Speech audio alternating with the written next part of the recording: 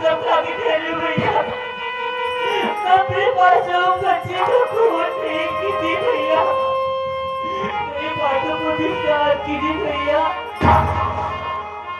सावित्री, अरे तेरे तेरे कहने का मतलब यही बात सच है कि तेरे घर डाकू आए थे, उन डाकुओं ने मासूम बच्चे का भैया बोलो मेरी बात ठीक है। मेरे बच्चे का अपना खून खरीद भैया।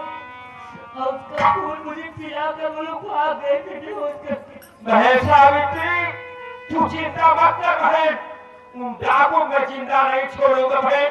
लेकिन लेकिन आज तेरा भागा भाई मजबूर है, आज तेरा भागा भाई मजबूर है।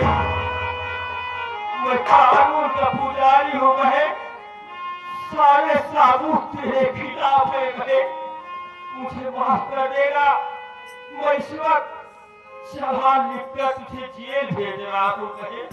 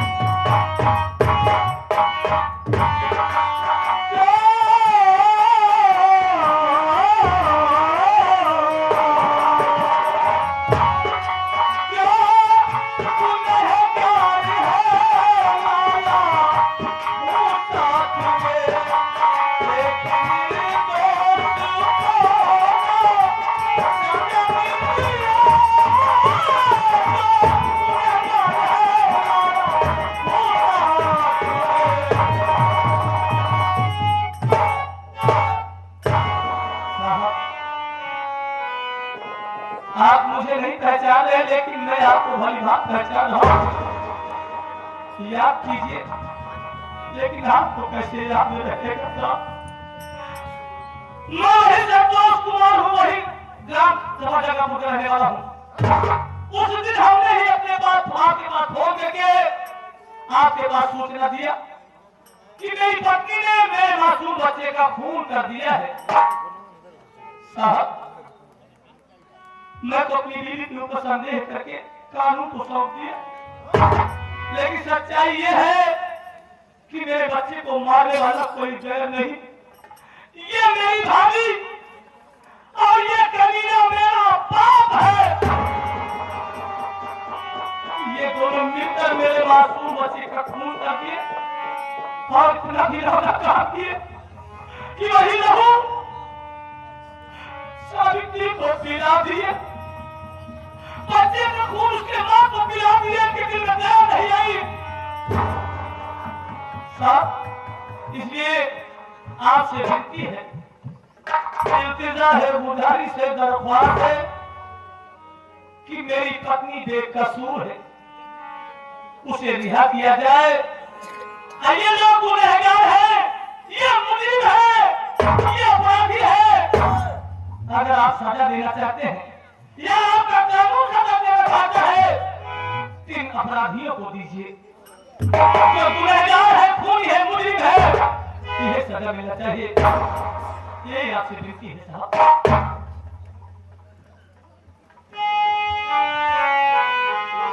अबे ये जगह साहब क्या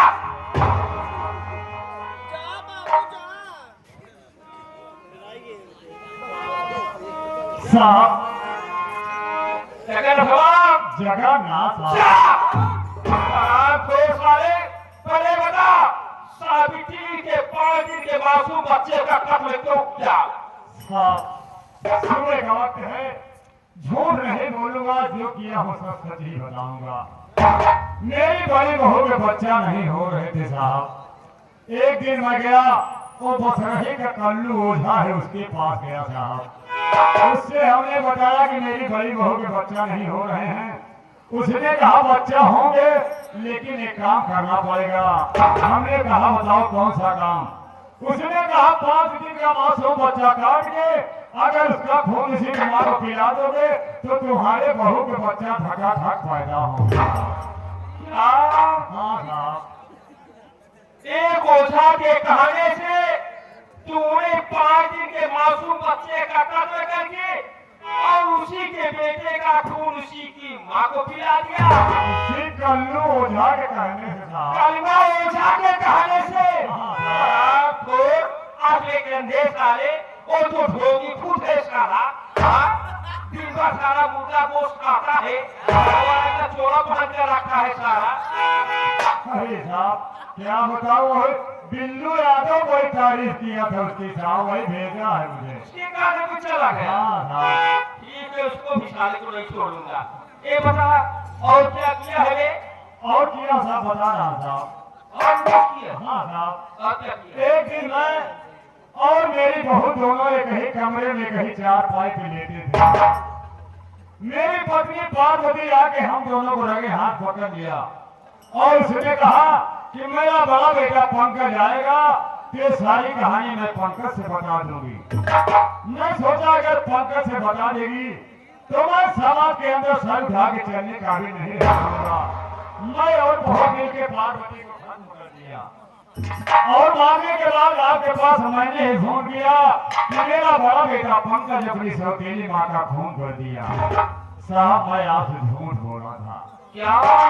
हाँ साहब पार्वती कत्ल तूने किया? मैं दोनों बहू और मैं मिल के किया था। अरे कि तुम दोनों ससुर पतो एक ही चार पर एक ही कमरे में लेटे थे। हाँ साहब और तुम्हारी पकड़ी पार्वती तुम दोनों को रंगे हाथ पकड़ मैंने लिया। हाथ पकड़ लिया साहब। तुम दोनों मिलकर एक योजना बनाए इस हराम जाति पर्वतिया को मार दिया जाए। हाँ साहब और इसका सारा इल्जाम पंकज कुमार को लगाया। हाँ साहब वाह भी वाह क्या तेरा मायर है साला। मैं था साहब और नहीं है साहब। अब नहीं है। गड़बड़ा गया साहब। और कुछ किया है? हाँ साहब एक काम और किया। अब क्या किया? एक दिन साहब मेरी बहू के कमरे में संतोष आया था और शोर सुन के मैंने आया। हमने कहा बहू क्या बात है तुम्हारे पास संतोष क्या करने आया था? किसी ने कहा मेरे कमरे में आके मेरी इज्जत के साथ विवाह करना चाहा। इतना सुनते ही तो साहब मेरा मुंह खोल गया था। हाँ साहब गर्म हो गया बोल हमारा। हमने कहा बहू क्या चाहती हो?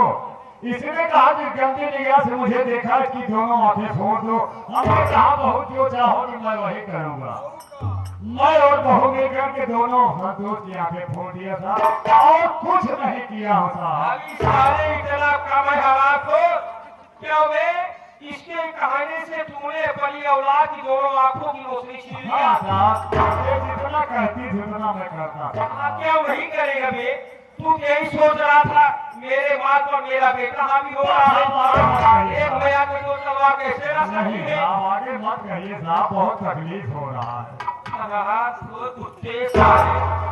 पार्वती का भी तूने किया और झूठा या अपने बेटे पंकज को लगा दिया जो कि निर्दोष आदमी जेल की सजा काट रहा है।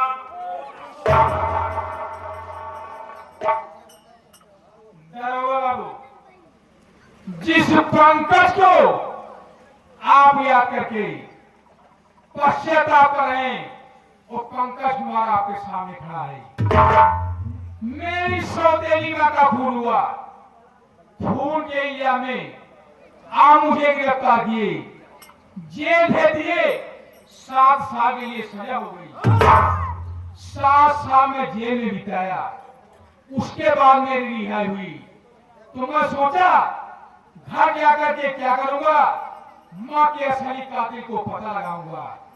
इसलिए चला गया चंबल घाटी, हाथों में बंदूक का बाण उठा लिया। पंकज से डाकू विक्रास में मर गया। आज मैंने पता लगा लिया मेरी सौतेली में मां के कातिल मेरी पत्नी कलयुगी देवी, मेरा बाप जगन्नाथ जैन है। इसलिए बंदूक का बाना कारतूस का पेट करके अपने आप को कानून के हवाले कर रहा हूँ। तुमसे रिक्वेस्ट है, अब एक आम आदमी तरह अपना जीवन व्यतीत कीजिए। सर आपसे वादा कर रहा हूँ, आज से मैं ये डाकू पेशा छोड़ करके नेक इंसान बन करके अपनी जिंदगी बिताऊंगा सर। अरे यार कल भैया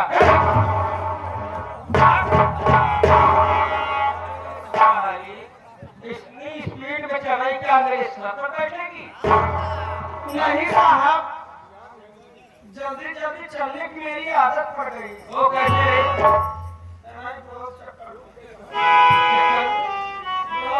चला रही है खेते में आधी रात चाहे 3 बजे ला चाहे तुझे पानी देता तुझे बहुत देर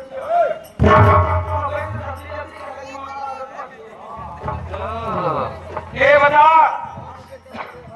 सावित्री के 5 दिन के मासूम बच्चे का कत्ल कर डाली तो तेरे बच्चे हुए? नहीं हुए साहब, कब होंगे? आज ही होंगे। और आज ही होंगे। देख, ये ओझा लोग पढ़े लिखे नहीं होते हैं। कल का ओझा एकदम अनपढ़ है, 3 बार साला गाजा पीता है। ये कैसे दिमाग लिए उसके पास?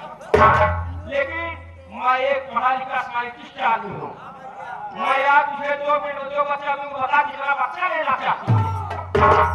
अरे बाप रे बाप, परेशान है। 2 मिनट में 2 लेके 60 मिनट में 60 अगर एक तो मैं कब खाने में आएंगी साहेब, ज्यादा लड़के ना लड़के हो बच्चे अरे साहेब, ज्यादा लड़के हो ओह माय गॉड, बहुत लोग काजू बादाम तुझे खिलाया? क्या ठीक है, पास आकर खड़ा वो भी आसान करके, अगर कहीं तेरी बीच में आँख खुल गई, जो बच्चा पैदा होगा लूड़ा लगा पाइप पैदा हो जाएगा। ना साहेब, आपको भी हमका 2 लेकर चाहिए नंबर 1 का। हम बतावत है ऐसे लंबा की, ऐसे दुनिया की, ऐसे गोल गोल कार बनाई, ऊंट गुलाबी गुलाबी, नंबर 1 अभी तेरे कहने का मतलब मेरे जैसा सिर्फ उससे मैं का होना चाहिए। क्या होने चाहिए? अपना तो पूरा परिवार ही उजाड़ती है, मेरा भी घर उजाड़ना चाहती है। क्या ठीक है? अगर तेरी यही ख्वाहिश है, बड़ा समाचार बड़ा महारथी कर्ण जैसा बच्चा होगा।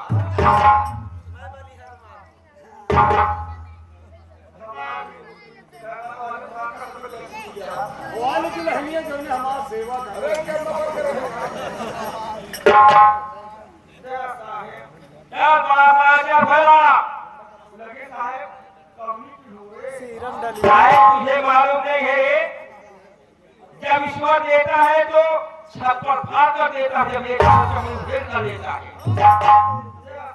चल आज महाबली सोनपुर के दरबार में आप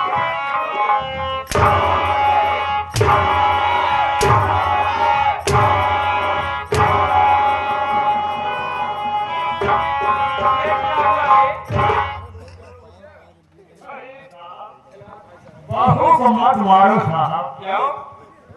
मार रहे हो बहू को, दर्द मुझे हो रहा है साहब। स्वामी लैला मजनू हो गए हैं, मार और तेरी बहू तुझे तुझे हो रहा है। बहुत चोट लग गई होगी, बहुत सेवा किया हो साहब। क्या सेवा किया है वे? बहुत काजू बादाम छुहारा में अक्का खिलाया, क्यों बहू रानी? क्या किया है? इतना ही नहीं साहब, मेरी बहू को जब केला खाने को दिल कहता था तो यहाँ बात प्रतापगढ़ का केला फेंक कर देती थी। कहाँ से लाता था? मैं डायरेक्ट भुसावल से 1 नंबर का ले आता था, क्यों बहू रानी?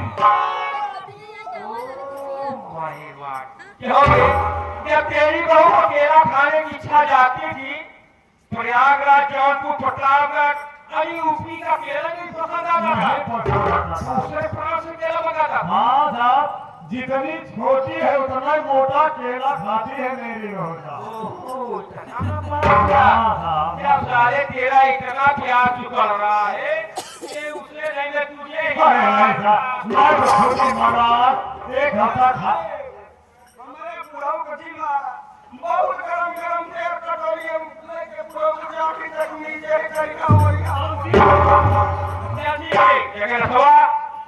हाँ तुझे नहीं मारूंगा, लेकिन साले एक बात मेरे दिमाग में खटक रही है। ये बता, तेरी 80-85 साल की एज हो गई, तू साले किस चक्की का आटा खाता है जो तेरी जवानी इतनी भगभगा रही है? साहब मामला तो फंसा दिए आप, लेकिन अच्छे साहब हैं, बहुत अच्छे साहब हैं, आपको बता दे रहा हूं साहब। आटा तो साहब उसी चक्की का खाता हो जिस चक्की का आप खाते, थोड़ा पानी पिया का खाता साहब। आटे में पानी से कौन सा फार्मूला है?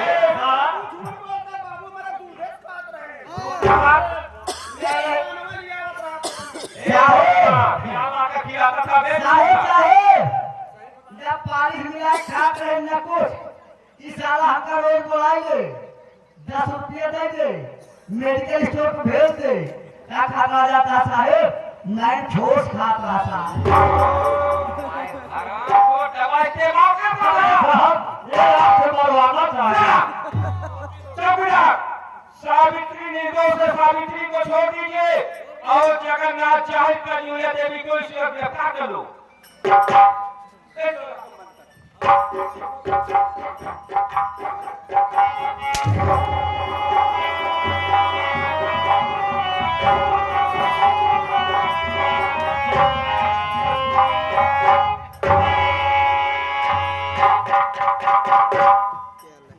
हाँ तो साथियों, संगीत आप लोग के समझ खेली गई थी। निर्लज्ज भौजाई बेकसूर भाई, निर्लज्ज भौजाई बेकसूर भाई और बाबू विद्याल सिंह। यही से संगीत समाप्त होती है। अगर टूटिया कोई जल्दी हो गई मैदान बच्चा समझ कर क्षमा करना।